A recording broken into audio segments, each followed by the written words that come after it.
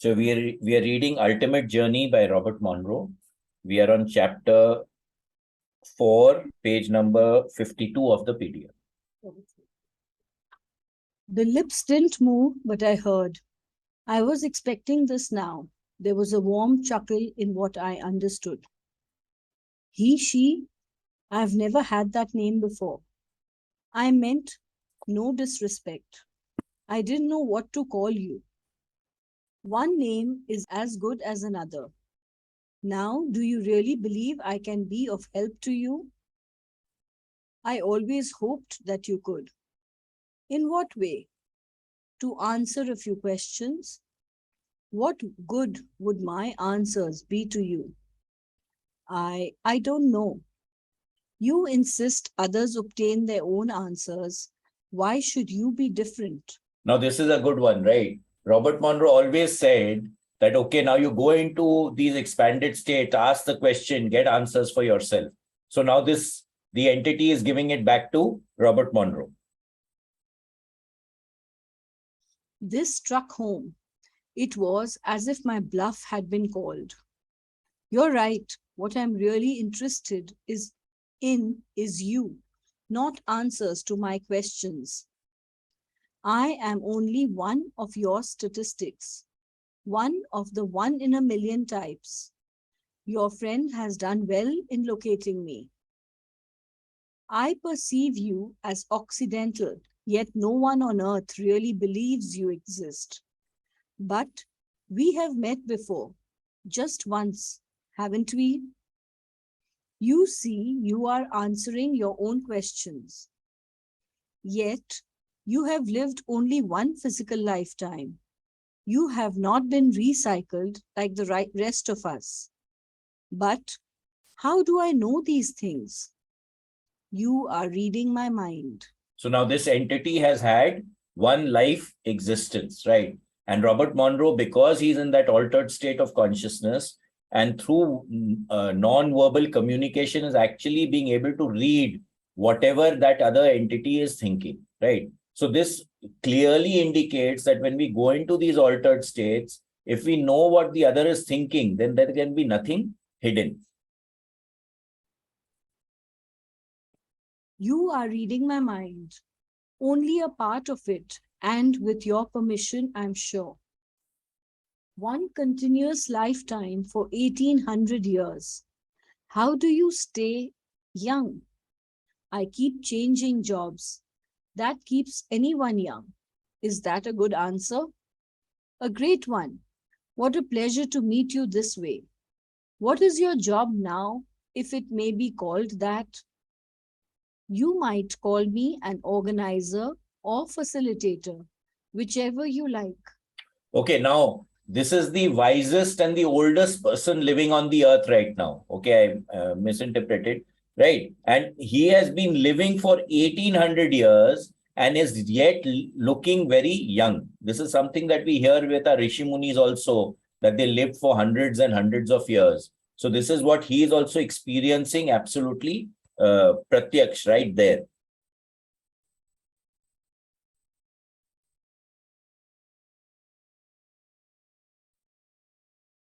With your ability, I would think there is much you can do at this very moment.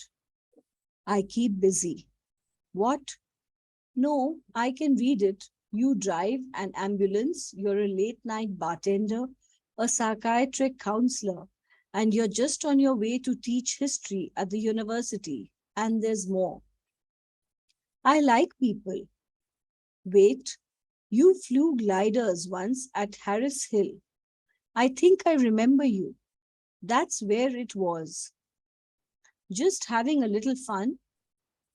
Where do you eat and sleep? I gave those up years ago. You must conduct fascinating lectures in history. I try to amuse and confuse with contradictions. Your next job, what kind of job will it be?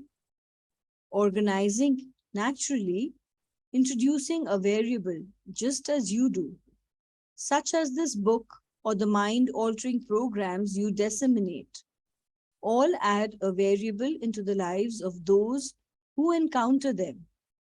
Now, Instead of all the questions, why don't you read what needs organizing and the goals to be achieved? I can give you what you call a rote about that, about a plan that doesn't involve communism or socialism, capitalism or dictatorship. So now he's giving Robert Monroe a rote.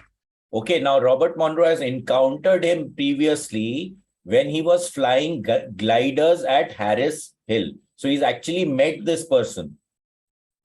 And he's saying that I went there just to have fun. They say it can't be done. That is what makes it worth the effort. It needs a unified worldwide human endeavor. This will happen through recognized necessity, not through religions, race, or political beliefs, or force of arms. So again, what the road that he's given him is basically to transform the way that entire humankind actually lives. Necessity is severe stuff. The world would have to be in rough shape. That is the reason for waiting. The time will come. But worldwide, humans have never agreed on anything. There was a sudden surge of energy similar to what I had felt previously. As it faded, I knew the rote was in place, ready to be unrolled when the time was right. I had one more question for he, she. When you have time, what about organizing the energy where we work? We need it. You do not really need it, but I will do my best. Will you be in physical form? Certainly, but you will not recognize me. You know I will try. Of course, Ashanine, I will be ready for you. You cannot find me again unless I agree.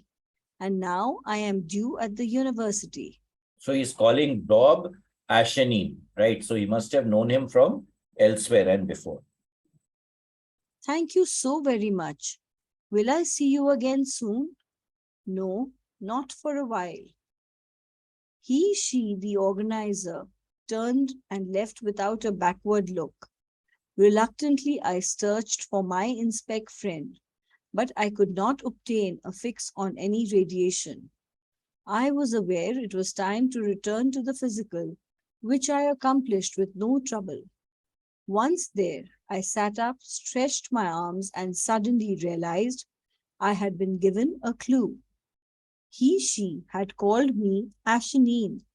Or was it a clever misdirection just for the fun of it? Now I look carefully at every stranger who comes to visit us. Perhaps I should have made a bet. So now Robert Monroe is also curious, right, as to when he, she, what he called he, she, will come to the institute. After this experience, I knew I needed a good, solid information more than ever. Several nights later, I focused again on my inspect contact point and used the customary technique. The brightly glowing figure was motionless as I approached, but I could feel the radiation, now familiar and comfortable, that had so overwhelmed me when we first met. I remembered my feeling of awe and how I had nearly prostrated myself in obeisance that first time. So now again, he's getting familiar with inspec. But you did not. Instead, we shook hands. So we did. I did not know what else to do. You are doing well now with your tuning process. The vibrational adjustment is no longer needed. You understand me clearly and your thoughts are crisp. And I'm finally able to handle your bright light without shrinking. That is interesting. To me, you have the same radiation. The mind reading, you're reading my thoughts. That took getting used to. You read my thoughts as I read yours. then you perceive my preoccupation with our world changes. Certainly, however, it is, as you might put it, not our department. But how do I address these events? My own system demands an explanation, if not understanding. You have begun to find your answers. Although it will seem difficult, the rewards will be great. You evidently know more about this than I can gather from you. And for some reason, you cannot or will not tell me. Why? There is indeed a reason. In your terms, what we relate becomes only a belief to you. Instead, it is crucial that you know what you seek. We cannot provide such knowing. So again, comes back to getting information and actually having the experience. Once both are there, only then it can become a knowing. So how much Inspect tells Robert Monroe about things, he will not get it until he actually experiences it. You mean I have to experience it, whatever it is, and reach my own knowing? That is correct. But do you have knowledge of all I am encountering and will encounter? Up to a point. Beyond that point, the information is not available to us. Soon the reason will become clear to you. I assumed you knew all of it. I was wrong. Because you are seeking other knowledge, your path is changing. You will be moving in a new direction. We will no longer be able to meet you as we are doing now. So again, What? as he transforms and changes his direction, his resonance will also change. So the resonance that he has with Inspect will also change. What? What do you mean? That which you desire can only be reached in another form. You are well prepared for it. But I don't understand. Have I done something wrong, incorrectly? It is the opposite. This coat and this glove, as you put it, will no longer fit that which you need. So because he has changed. Do you mean I have outgrown you? That is impossible. We shall always be with you. That will not change, but you will alter your polarities. Such communication as this will no longer be needed. So again, expanding capabilities, right? So the way that communication is going to take place is also going to change. Altering polarities is basically, there's another book by Robert Becker where salamanders who can grow their tail back, they found that they alter their polarity of the skin potential, and that's when the tail starts to grow, right? Now, this has been seen with Joe McMonaghan also, that when he alters his skin polarity, that is when he gets the maximum accuracy in remote viewing. So over here, he's clearly telling him that you will alter your polarity and then you don't need to ask me. Asking me or communication will no longer be required.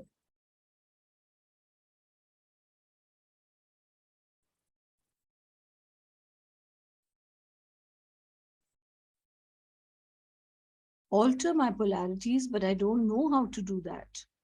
You have done it already. Your return from what you identified as home was performed solely by you. You learned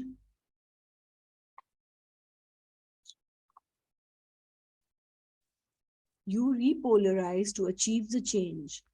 You did remember, you have been using it. You mean that method of moving out of and back to the physical, as if in slow motion, what I call a quick switch? That is correct. And there is more. There is also a basic, an essential knowledge, as you would describe it, that you have yet to discover and explore. We wish you well on your journey. But we will meet again? Yes, but not as we are at this point. I don't know what to say, to think. Nothing need be said or thought. The glowing light winked out. I waited alone in the deep blackness for an eternity before, sad and confused, deciding to return.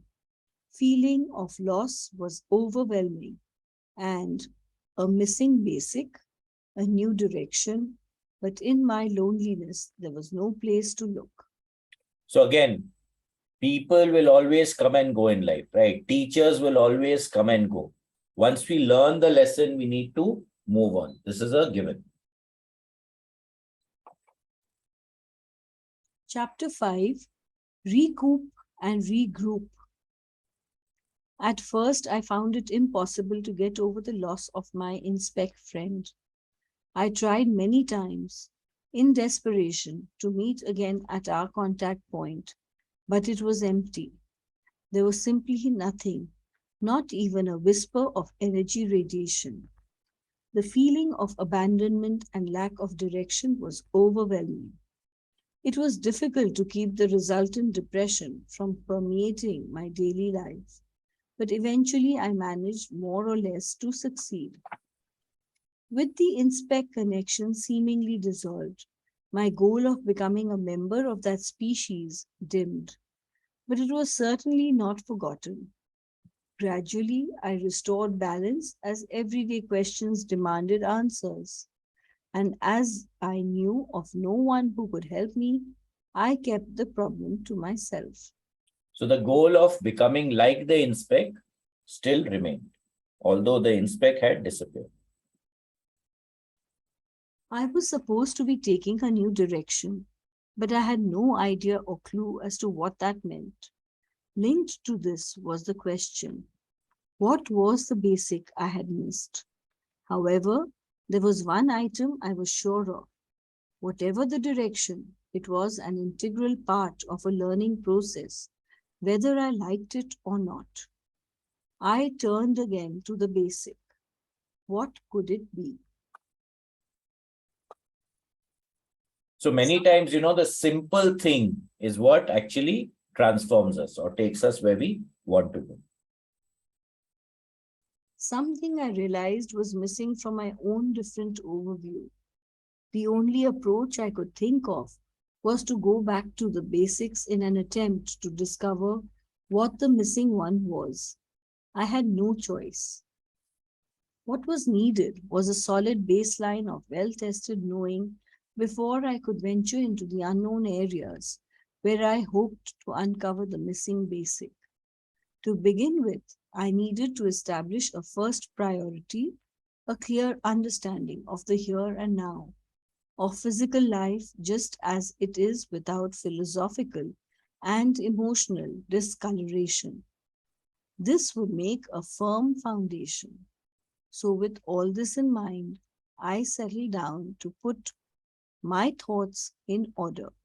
So again, suppose I know my destination is B, right?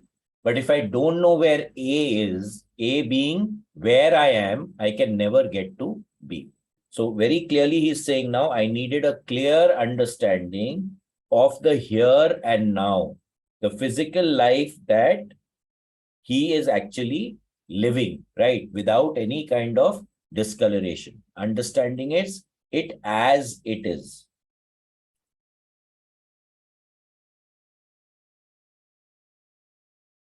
The Earth life system.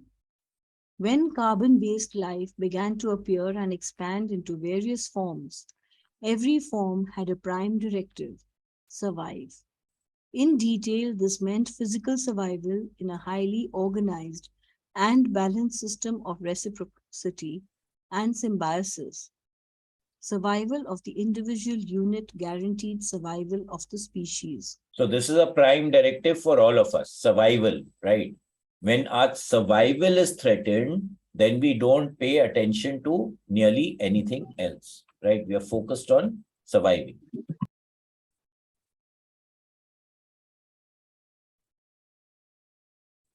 At another level, the Earth itself received a similar instruction, which throws a new light on phenomena such as wind and ocean currents, earthquakes, and volcanoes. Thus, Mother Earth meets many of the criteria for an existent life form. This implies a mind consciousness far different from that of the dominant carbon based species, which had not and still has not become aware of this facet of the system. So the earth has conscious awareness. This was seen in that movie Avatar, right? Where Iva had consciousness. It had total conscious awareness of whatever was happening.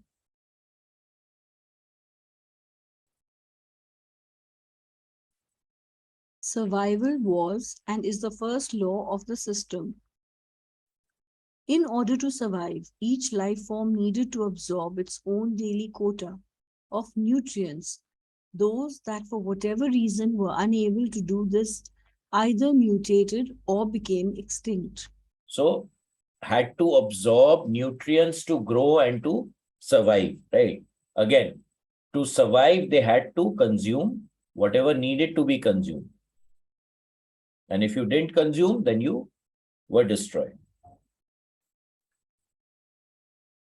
As the elementary life forms expanded into various species, a pattern emerged.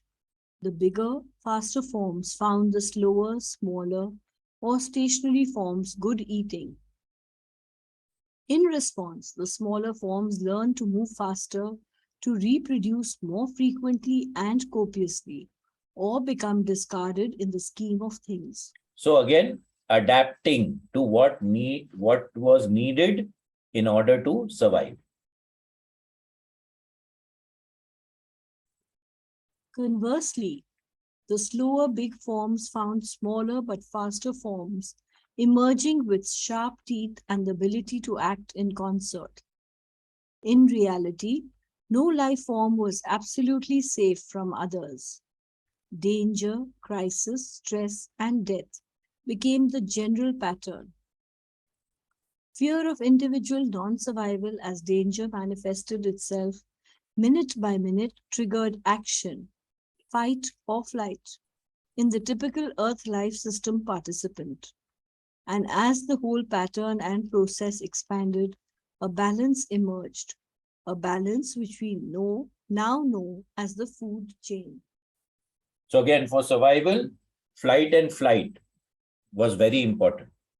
Although now it's no longer important, but balance is already been created.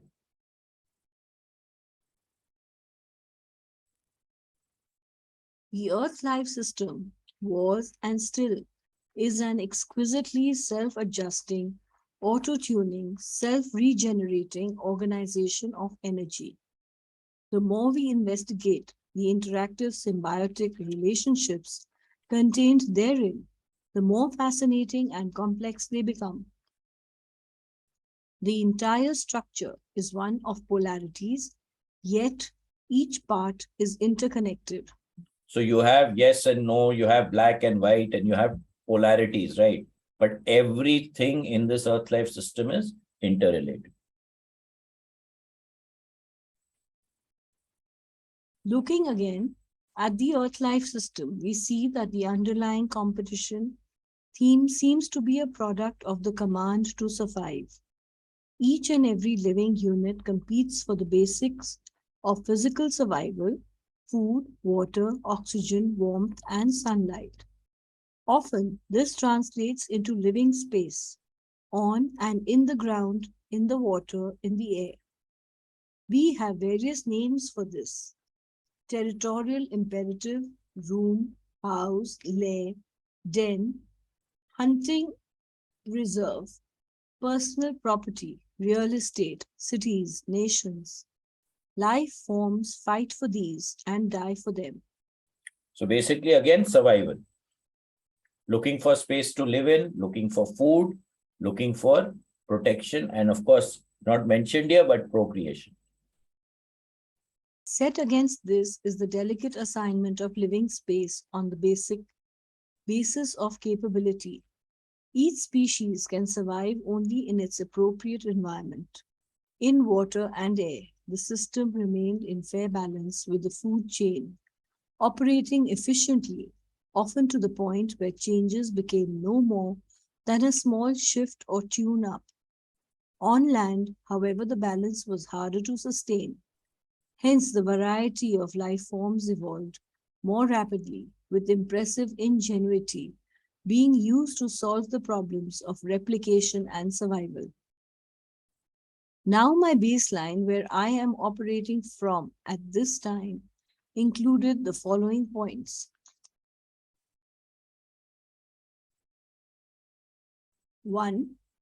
On entry into the Earth life system, each life form is imprinted, probably through DNA, with a prime directive: survive. This is the underlying drive behind every action taken by the participants. The goal is survival of the species, expressed first as survival of the individual unit. This directive is geared specifically and limited to physical existence with no other implications. Success equals physical survival. Failure equals non-survival or physical non-existence, death. Fear equals the possibility of non-survival. So again, basic instinct is to survive. That's the first instinct or operating principle. 2. The Earth life system is impersonal in that each life form competes with all others for life-maintaining nutrients. This competition takes place both between species and within the species itself. Cooperation among and within species is standard operating procedure. The system often forces cooperation as a necessity for survival. The whole is a system of predation. So again, survival, right? So competition is a means or happens to make us either live or survive. Number 3, any awareness not related to physical survival is denigrated. Any emotion expressed is an aberration as it does not relate to the prime survival directive. Fear is not treated as an emotion. So again, if an emotion is not related to physical survival, then it is not a prime directive. So fear is not a emotion in this regard, right? We have to survive, so we can't fear what will affect our survival. We have to go and face it. 4, the basic pattern of the system is change. Stasis is entropy is death. Thus, imbalance is constant, which creates a steady adaptive response at all levels. Polarization or differential is an integral force at work throughout the system. For our different overview, the Earth life system is seen as a food chain predator system, although it is rarely accepted as such.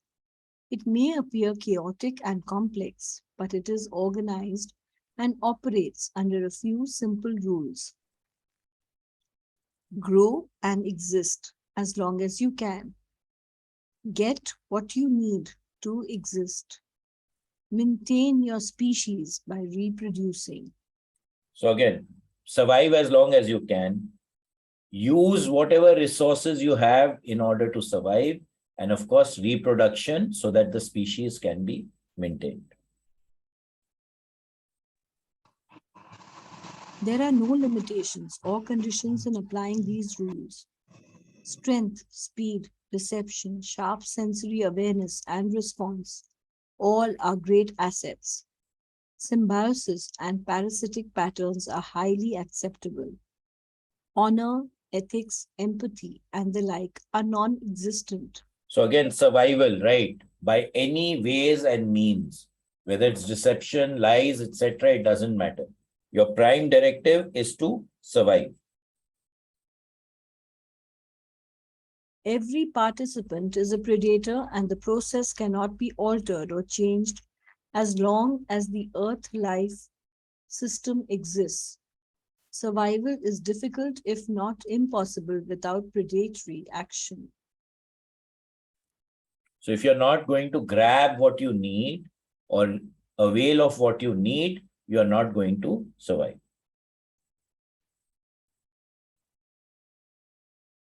The aliens. Amid the smooth running, efficient process of the Earth life system, an unusual spark appeared in one life form. It could have happened to any one of thousands of other species, but why it happened to this one, no one as yet knows. It resulted not in a new design, but in a modification of the old. Thus, all of the original Earth life system patterns remain strong and only partly under control in this new unit. To make this mutation endure, it would have had to occur in more than a single instance and in various locations. Evidence uncovered by archaeologists and anthropologists reveal that in the context of time since the system came into being, it occurred nearly simultaneously in different areas. So growth, right, occurred in different parts of the globe at the same time approximately, right? So there's some kind of a download taking place, which prompts people to do something, and it is happening all over the world at the same time. This newly modified species found it difficult to survive in the early stages. Its design forced it to develop its own unique methods. It was comparatively hairless except on its head, which meant it had to take special action to get protection from cold, heat, and the bites and claws of others. It had neither fangs nor claws, which was a major disadvantage in self-protection and aggressive food gathering. It had no tail, which meant it could not climb trees to escape attack. And more important, it lacked this means of expressing emotion. Two legs instead of four brought unbalance, ungainliness, and a vertical spinal column that was originally designed to be horizontal. Finally, it possessed an addition to its animal brain, somewhat resembling a tumor that really made the difference. Other animals were bigger, faster, and stronger, could climb better, swim naturally, and withstand the elements much more comfortably. It took many generations for the newcomers to figure out why and how. With this awkward and inefficient physical body, they managed to survive. Gradually, the realization came that they were different from all other animals. Hundreds of thousands more years passed before they became aware of some of them did that they were indeed more than just another animal. But some still regard their species as no more than intelligent animals. This new factor in the Earth life system proved disruptive and disturbing. It had the same drives, motives, and limitations of other life forms, plus restrictions in body size and capability. Yet, in a relatively short time, it came to dominate all others. The only area that stayed resistant was Earth energy itself. The basic patterns of land, air, water, and fire remained, for the most part, uncontrolled and unchanged. So again, the natural elements, right? It's literally impossible to control, right? So we must pay reverence to them.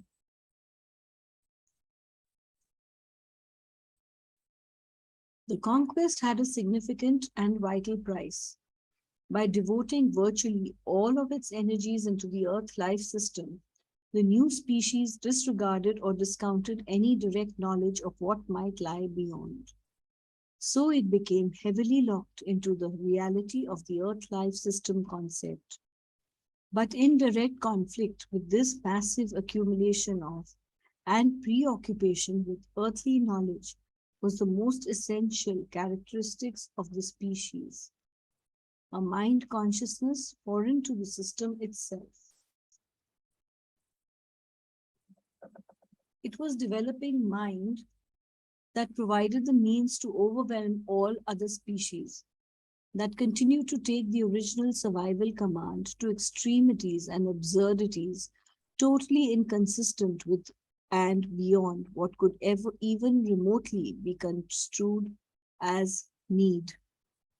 At some stage, the new species gave itself the label of human beings, Homo sapiens. So it's a mind which allows us to plan, it allows us to think, it allows us to execute things which makes us different from the rest of the animal kingdom.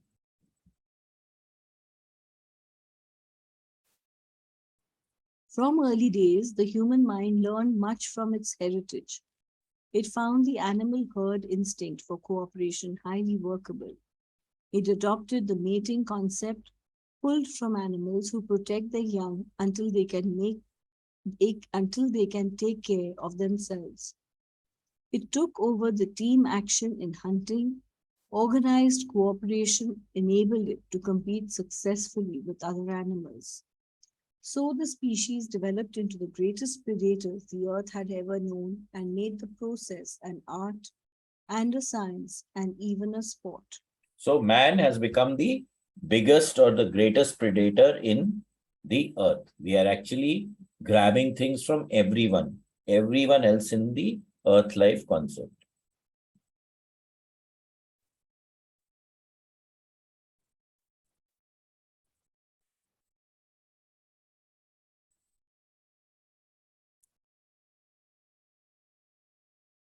Shivangla, we The can't hear you. animal concept of leadership was recognized early. At first, the strongest took charge, then the qualities of cunning, intelligence, mental ability were added. The leader had the first choice of the females, the caves, the best part of the kill. So competition turned inward for those who got the job. Intra-species predation became the norm, as in the animal pack or herd. Throughout history, whenever humans organized into groups of any significant size, the concept of a god being emerged to become a prominent factor. One simple explanation as to why this occurred is that when the human mind moves into adulthood, it no longer has parental figures to lean upon, blame, provide help, or set the rules. So again, we need something to follow as a species normally. So it conjures up suitable replacements. The need for a god or gods, therefore, may have simple rational originals. As children, we grow up with under the authority of a local father and mother, the immediate representation of the power and the glory that created us.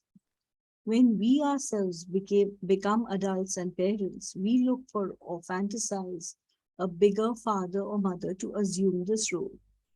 The God being concept is a convenient way to explain the unknown and to relieve the human being from various unwanted responsibilities. The price, however, is to give up large areas of authority. Some developing human egos that maintain that no one or nothing is greater than I am find this difficult to accept. So again, transferring authority to a bigger being, right? But when we leave responsibility, then we lose authority. So we have transferred authority to a godlike being. To clear up and put unknowns into the known category, the human mind also moved in another direction.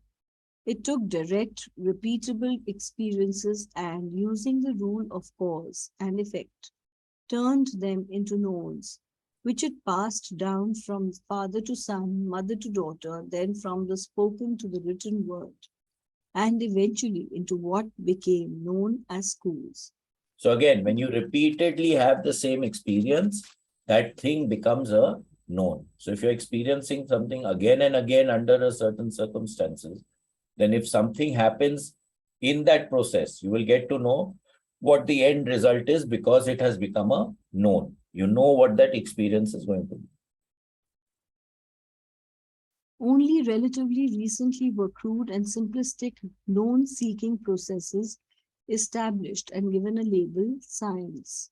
So anything that happens repeatedly and can be repeated by many people becomes science, till it is again disapproved.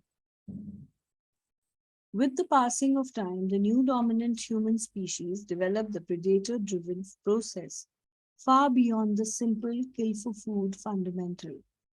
It set up its own rules and laws, which were often in conflict with the Earth's life system.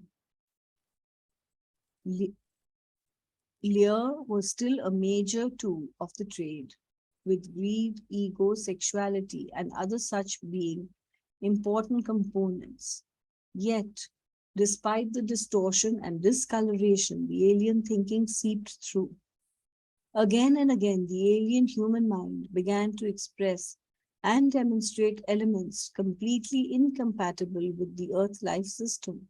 So as we became predators, we started taking more and more rather than creating a balance in the Earth life system, which is what global warming and all this stuff that is happening.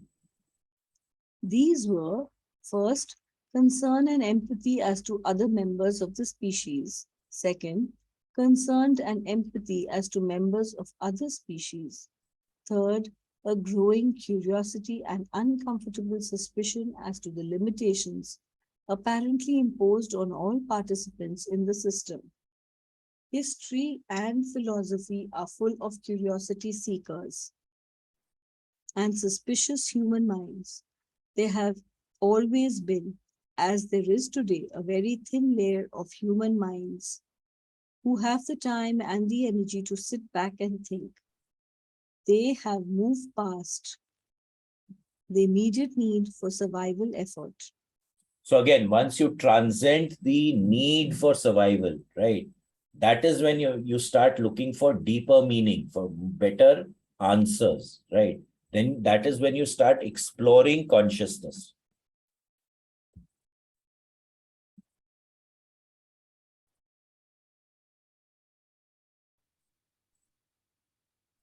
How many are there? 1 in 1,000? 1 in 10,000? In 100,000? Instead of planning and plotting how to exploit their fellow species or to pull riches from the earth, these curious and suspicious human minds sought for patterns beyond the earth life system in themselves and in others.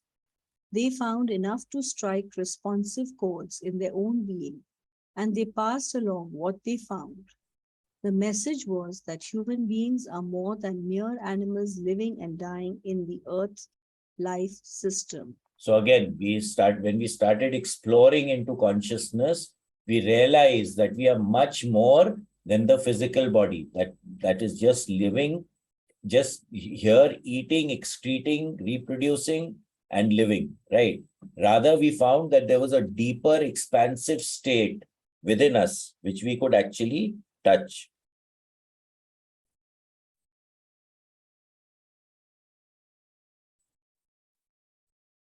They found enough to strike responsive chords in their own being, and they passed along what they found.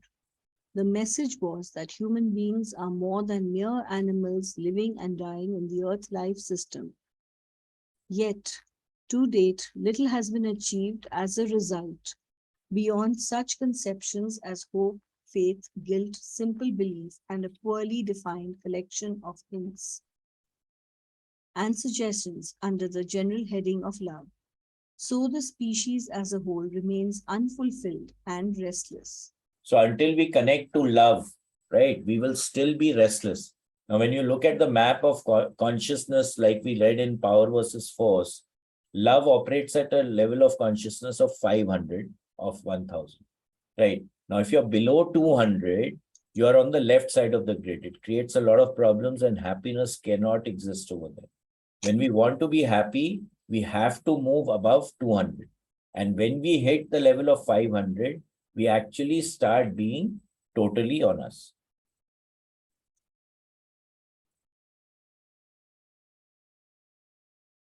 This then is the earth life system where we are now and the state of human minds.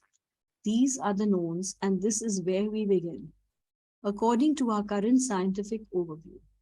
But the missing basic, even as the light increased, I still did not recognize it. So again, where was that light? coming from? I think we can stop here today.